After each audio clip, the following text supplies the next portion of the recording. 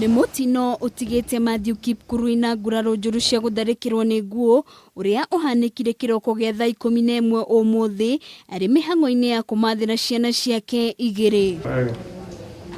Thutha wa gũtharĩkĩrwo, Matthew nĩ ahanyũkirio thibitarĩ-inĩ wa Nyahururu gũkũ agĩtarĩria ũrĩa Nguu ĩmũtharĩkĩire kuma mũtitũ ũmwe ũrĩa ũkuhĩrĩirie rũĩ rwa Ewasonyiro. Tulikuwa tunakuja kiwa wawili.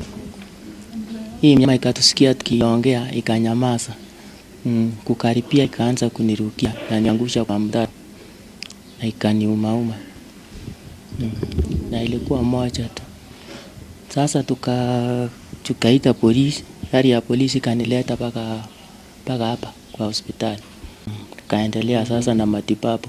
Kũringana na marĩgĩtarĩ arĩa maramũrigita, Kipkurui nĩ arabatara ũrigitani na makĩria kuona Nguu mũtigire na nguraro njũru cia magũrũ ũndũ ũmwe na gĩthũri na kũmunanga nginyagia mbaru. He has fractures and he had bled a lot. He was taken to theater immediately. He was operated on and now he's doing well in our hospital, but he needs further management in a specialized hospital. Here we expect him to be transferred at any time from now. Maya mokĩte ciumia igĩrĩ tu thutha wa mũthuri wa ũkũrũ wa mĩaka 70 gũtharĩkĩrwo nĩ Nguu na gũcoka gũkua itũũra-inĩ o rĩrĩ rĩa Manguo.